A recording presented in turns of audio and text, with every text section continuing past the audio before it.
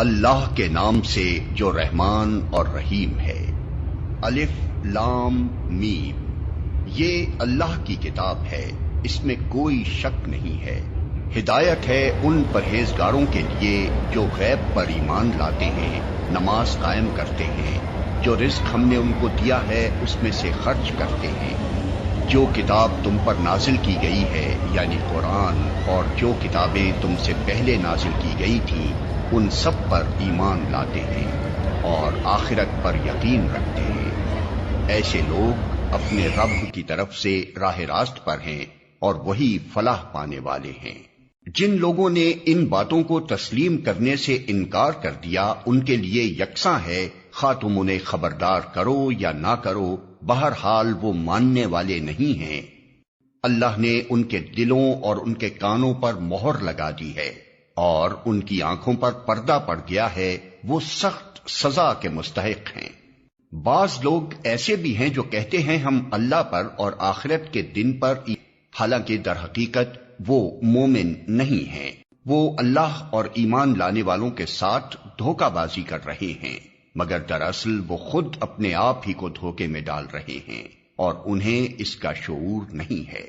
ان کے دلوں میں ایک بیماری ہے جسے اللہ نے اور زیادہ بڑھا دیا ہے، اور جو جھوٹ وہ بولتے ہیں اس کی پاداش میں ان کے لیے دردناک سزا ہے۔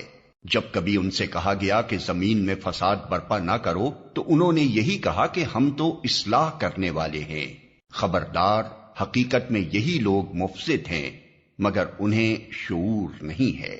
اور جب ان سے کہا گیا کہ جس طرح دوسرے لوگ ایمان لائے ہیں اسی طرح تم بھی ایمان لاؤ تو انہوں نے یہی جواب دیا، کیا ہم بے وقوفوں کی طرح ایمان لائیں؟ خبردار، حقیقت میں تو یہ خود مگر یہ جانتے نہیں ہیں۔ جب یہ اہل ایمان سے ملتے ہیں تو کہتے ہیں کہ ہم ایمان لائے ہیں، اور جب علیحدگی میں اپنے شیطانوں سے ملتے ہیں تو کہتے ہیں کہ اصل میں تو ہم تمہارے ساتھ ہیں اور ان لوگوں سے محض مذاق کر رہے ہیں۔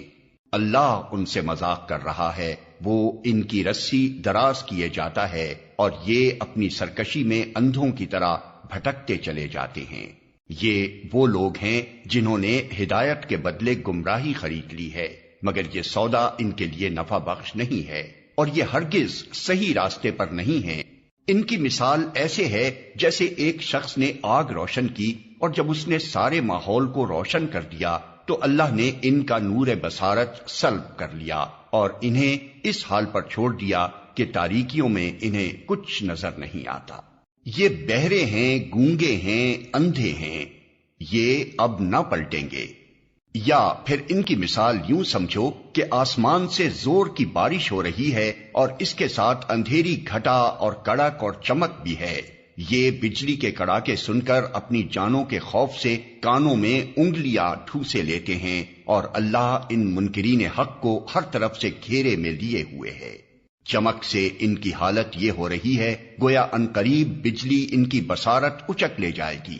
جب ذرا کچھ روشنی انہیں محسوس ہوتی ہے تو اس میں کچھ دور چل لیتے ہیں، اور جب ان پر اندھیرا چھا جاتا ہے تو کھڑے ہو جاتے ہیں۔